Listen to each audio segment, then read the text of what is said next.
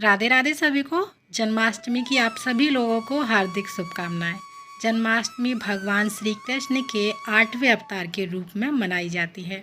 इसे गोकुल अष्टमी के रूप में भी जाना जाता है और इस साल यानी 2024 में 26 अगस्त को जन्माष्टमी का पर्व मनाया जाएगा। और आज की वीडियो में मैं आप लोगों को जन्माष्टमी की बहुत ही सरल पूजा विधि बताने वाली हूँ। और भक्त श्री कृष्ण यानी बाल स्वरूप लड्डू गोपाल की पूजा करते हैं। जन्माष्टमी की जो मुख्य पूजा है वो रात्रि के समय यानी रात के 12 बजे की जाती है।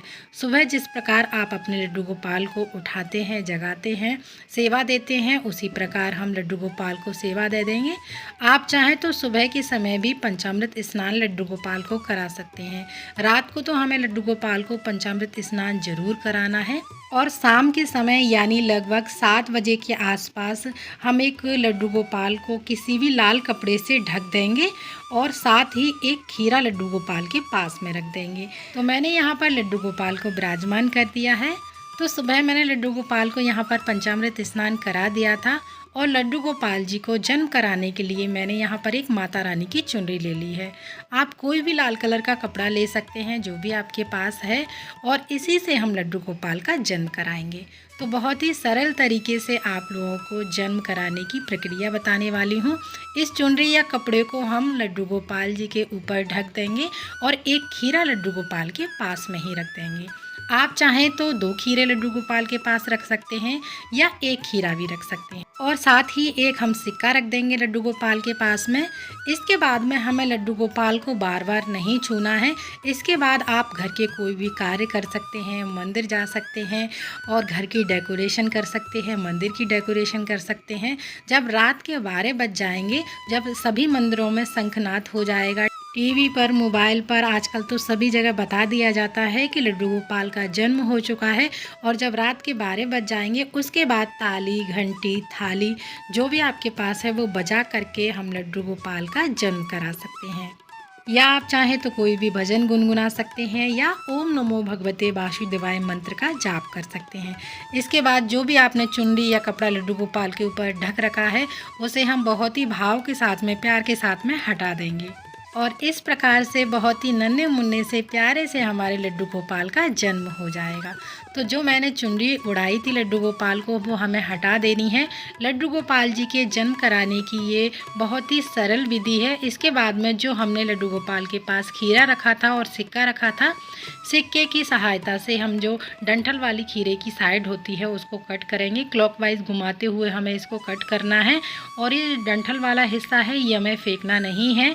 आप किसी भी गमले में मिट्टी के नीचे इसको दबा दीजिएगा और जो बाकी का बचा खीरा है उसे प्रसाद स्वरूप घर के सभी सदस्यों में बांट देंगे। और ये जो खीरे वाला डंठल है आपको रात्रि में नहीं गाड़ना है, यानी सुबह जब हो जाएगी उसके बाद ही आप पौधों में मिट्टी के नीचे इसमें दबाएं। तो ये थी लड्डू गोपाल की जन्म कराने की बहुत ही सरल विधि। तो अब हम लड्डू गोपाल को पंचामृत स्नान कराएंगे। हमें यहीं पर लड्डू गोपाल को पंचामृत स्नान कराना है। आप चाहें तो ये पूजा घर के मंदिर में भी कर सकते हैं या आप चाहें तो अलग से चौकी लगाकर भी ये पूजा कर सकते हैं। जैसी भी आपके पास सुविधा है लड्डू गोपाल की जन्माष्टमी उसी हिसाब से आप मना सकते हैं।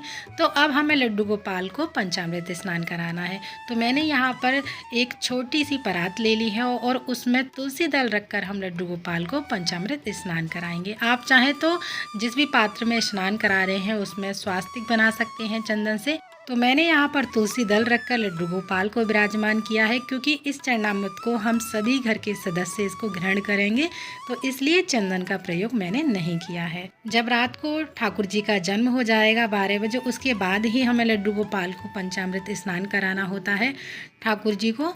तो छोटे से प्यारे से हमारे लड्डू गोपाल का जन्म हो चुका है। तो सबसे पहले हमें उन्हें दूध से स्नान कराना है, उसके बाद दही से स्नान कराएंगे। आज अच्छे से रगड़ रगड़ के हम हल्के हल्के हाथों से लड्डू गोपाल को स्नान कराएंगे क्योंकि आज हमारे प्यारे से छोटे से नन्हे मुन्ने लड्डू गोपाल का जन्मदिन है। आज का दिन लड्डू गोपाल जी के लिए बहुत ही खास है, साथ ही कृष्ण भक्तों के लिए भी बहुत ही खास है। सुबह में आप चाहें तो लड्डू गोपाल को गंगा जल डालकर या तुलसी दल डालकर सादा जल से लड्डू गोपाल को स्नान करा सकते हैं, लेकिन आपको रात को पंचामृत स्नान अवश्य कराना है। लड्डू गोपाल को साफ से टॉवल से हम उनको पोंछ लेंगे और सुंदर सा लड्डू गोपाल का श्रृंगार करेंगे। तो आज हमारे ठाकुर जी का जन्म है, तो बहुत ही प्यारी सी स्माइल दे रहे हैं हमारे लड्डू गोपाल और इस ड्रेस में बहुत ही सुंदर लगने वाले हैं हमारे ठाकुर जी। और जो स्नान हमने लड्डू गोपाल को कराया था, जो पंचामृत है, आप अपने घर के सभी सदस्यों में बांट दीजिएगा। उसे हमें इधर उधर नहीं फेंकना है और ना ही किसी भी पौधे में डालना है। उसे आप घर के सभी सदस्य ग्रहण कर सकते हैं। आज हमारे प्यारे से लड्डू गोपाल का बर्थडे है, तो लड्डू गोपाल को नई ड्रेस पहनाएंगे, नई नजरिए पहनाएंगे, नई ज्वेलरी पहनाएंगे, सब नया नया पहनाएंगे। आप चाहें तो अपने लड्डू गोपाल के लिए ड्रेस घर पर बना सकते हैं या मार्केट से भी खरीद कर ला सकते हैं। लड्डू गोपाल जी को इत्र आप अवश्य लगाइएगा अगर आपके पास है तो, और उसके बाद हम लड्डू गोपाल को सिंहासन पर विराजमान कर देंगे।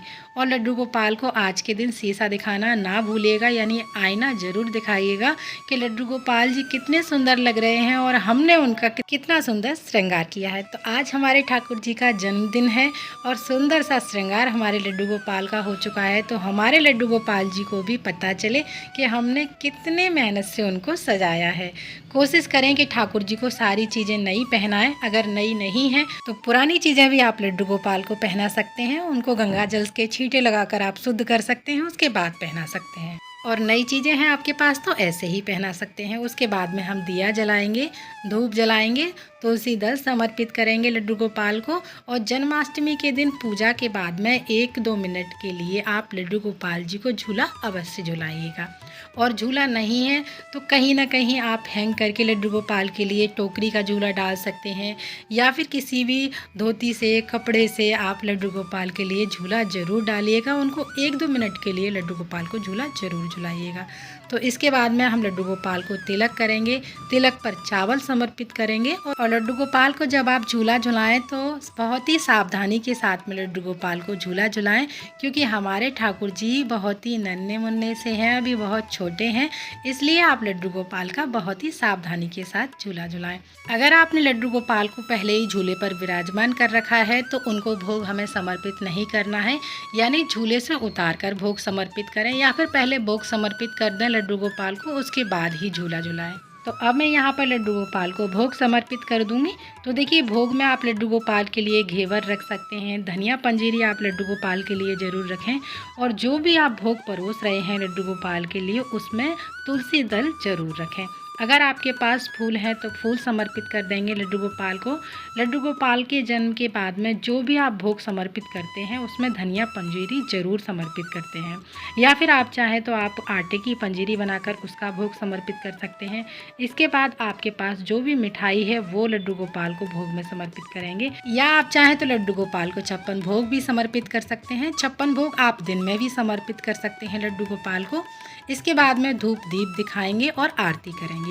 आरती करने के लिए आप चाहें तो जो दिया आपने जलाया है उससे भी आरती कर सकते हैं, या कपूर से भी आरती कर सकते हैं। तो पहले हमें गणेश भगवान की आरती करनी है, उसके बाद में हमें लड्डू गोपाल की आरती करनी है, और आरती करने के बाद चंद्रमा को अर्घ्य देंगे। इस तरह से जन्माष्टमी की पूजा पूर्ण हो जाएगी। आरती करने के बाद हाथ जोड़कर पूजा में रही कमियों के लिए क्षमा याचना करेंगे और अपनी मनोकामनाओं को पूरा करने के लिए अपने लड्डू गोपाल से प्रार्थना करेंगे। अब हम इसके बाद में लड्डू गोपाल को झूला झुलाएंगे, और कमेंट में आप लोग ज़रूर बताइएगा हमारे ठाकुर जी आप लोगों को कैसे लग रहे हैं। और जब आप व्रत खोलेंगे, व्रत खोलने के बाद में आप सोने के लिए जाएंगे, उससे पहले आप ठाकुर जी को अवश्य सुलाइएगा।